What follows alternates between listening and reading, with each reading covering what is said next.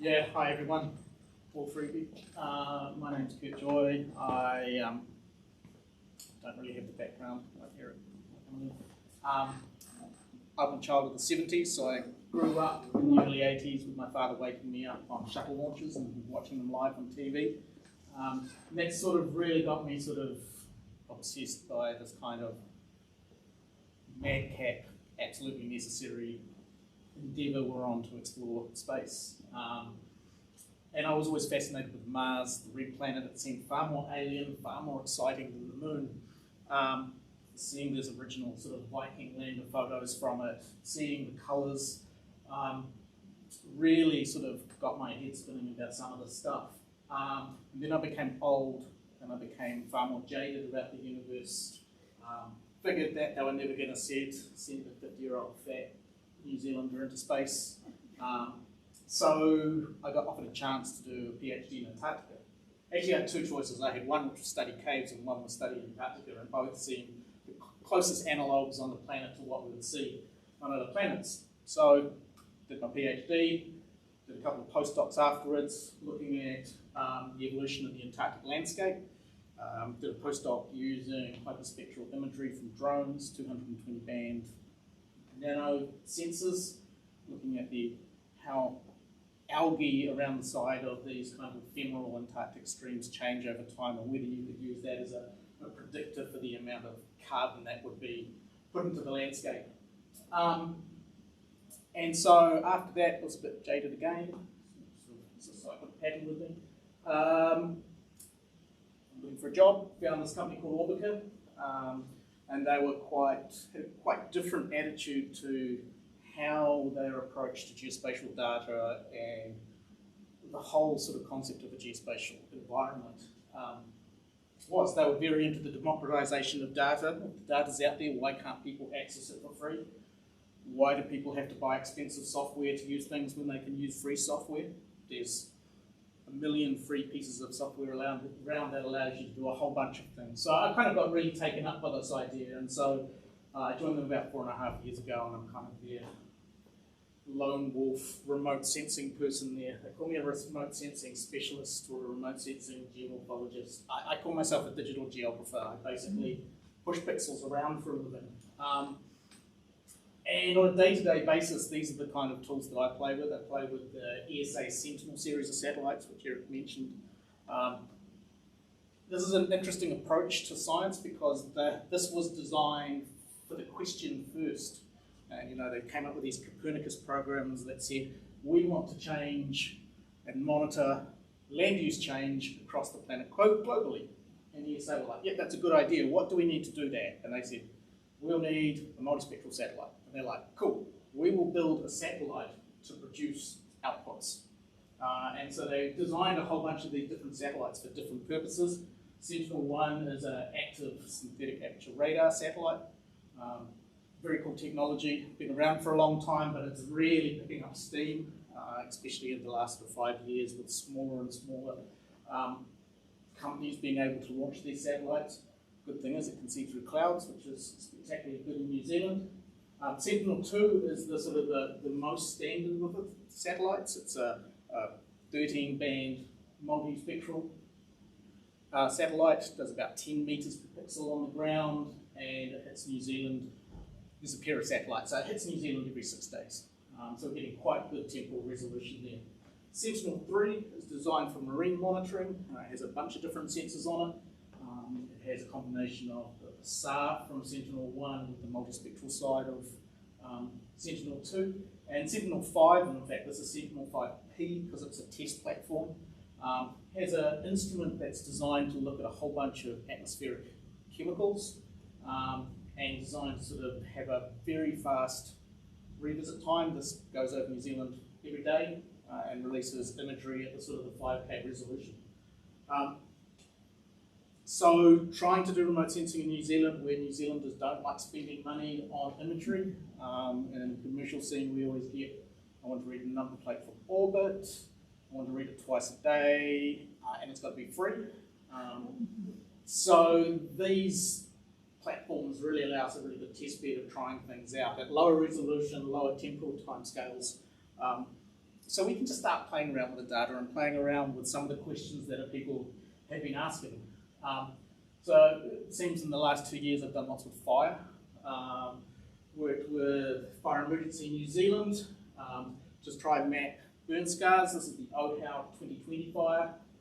So this was using Sentinel-2, using a couple of these different spectral bands in the shortwave infrared and the near infrared to start mapping out areas of burn and comparing it to what was previously mapped. So the red line was the separation between unburnt forests and burnt forests, and a lot of the data we were pulling out allowed us to really sort of have a really nice area in sort of separating even scorched from completely burnt forest. So this is really cool because we're little test beds of things that we can say, let's try something, does this work? We can spin up and have these little sort of technical spikes on them. Following on, we did active wildfire monitoring. So just as we started this project, there was the Arawa wetland fire in Invercargill in Southland. This was interesting because it's New Zealand, so it's always cloudy. You're trying to observe a fire that always puts out smoke. So we started using some of the active techniques. So we started using Sentinel-1 for this. We had the ability to actually just penetrate all those atmospheric particulates, all the atmospheric chemicals that usually absorb and sort of degrade the amount of near infrared and visible light that comes through. So again, little test beds, we can do things. Sentinel-1, yeah, it was every 6 days, it's every 14 now because one of the satellites died, and it's 10 meters on the ground. But with the smaller satellite companies now like Capella Space, ICI, these guys are now selling satellite data for SAR that comes down every day, multiple times a day at 50 centimeter resolution on the ground, so you can do an incredible amount with it. More forestry, and in the last 5 years we've seen a really big change of AI and different types of machine learning algorithms, deep learning algorithms, and computational power that allows us to sort of do quite large data sets. So using Sentinel-2, we made a cloud-free mosaic of New Zealand, which basically occurs over the entire year, and we do a median of every piece of satellite imagery we have from it over that time period. So I think it's up to 75 values per pixel for one band out of this. But once we had that, we can start running it through some deep learning algorithms, and we developed a exotic/indigenous tree layer for the whole of New Zealand. Those who do GIS stuff, it's a 20 gigabyte shapefile that is horrible to work with. I need to teach AI guys how to do GIS sometimes. But it's a really cool data set, and for people like Fire Emergency New Zealand who want to be able to know what's the latest update of where different types of trees and therefore different types of fields are, we can do this kind of data set every year. And so we've got this layer now goes back to 2018, so we can see the changes in both the exotic and the indigenous forestry over that time. So it's been really interesting seeing this change from large-scale satellites that are taking multiple images a day, if you're lucky, and you've got to pay lots of money for, to the smaller satellites moving towards the CubeSats, more affordable, smaller platforms that are far more specialized, and at the same time, computational power, cloud-based computational power, and the algorithms to be able to do these kind of AI segmentation problems really easy. So that brings us to methane. And I'm not an atmospheric chemist by a long shot, and Eric's sort of already touched on some of these things where the global release of methane is typically from wetlands, the decaying and non-decaying of plant matter, wet plant matter. A large chunk is that anthropogenic agricultural sector, and the energy sector is kind of the next big chunk of that. And if you start looking at where hotspots of methane are around the planet, these all tie in really nicely with where there is oil oil transportation, gas transportation, especially around the Middle East. Even here in New Zealand, we can start seeing these flares. These are the release and burning of methane gases as a byproduct of oil and natural gas collection. So it's pretty interesting when you start seeing this, and this is actually, if you go to the IEA satellite website, this is an animation that runs over about 5 or 6 years of data. And of course, these kind of global sort of problems can't be solved on the ground. They've got to be taken up and sort of looked at about a larger area. And so if you look at the sort of detection by satellites in 2022 of these major events, and Nord Stream, Eric showed a photo of it with the big gas bubble in the ocean. You know, these broken pipes and these burn-offs, these flare events have produced a huge amount of, that's 150,000 tonnes of methane into the atmosphere. All can be sort of started to be analysed and estimated, quantified by satellite. And so what the UN Environmental Panel has done is set up this thing called MARS, which is the Methane Alert and Response System. And this uses a bunch of satellites and a bunch of data and builds them so we can start having a quick response portal. The idea is you use some satellites to do some areas, and when you get some data, you focus on a smaller area.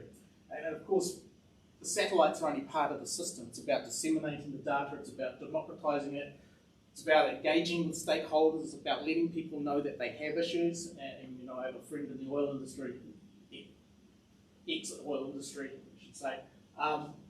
And you know, these kind of remote sensing solutions to this, the oil industry isn't too happy about, because this is pulling out leaks and pipes, it's pulling out flare events, things that have been going on for a long time, which, you know, costs a lot of money to fix. But with systems like this, you know, we can start tracking them, we can start looking at monitoring over time, we get that temporal cadence of analysis happening. So, Sentinel-5, this is Sentinel-5 from 4 days ago, just showing sort of a breakdown of where the sort of the areas with a higher methane level is across the country. Again, New Zealand has clouds, always an issue. But this data is free, anyone can jump online, look at it, play with it, and it's sort of it allows you to do some really cool sort of thought experiments with this data.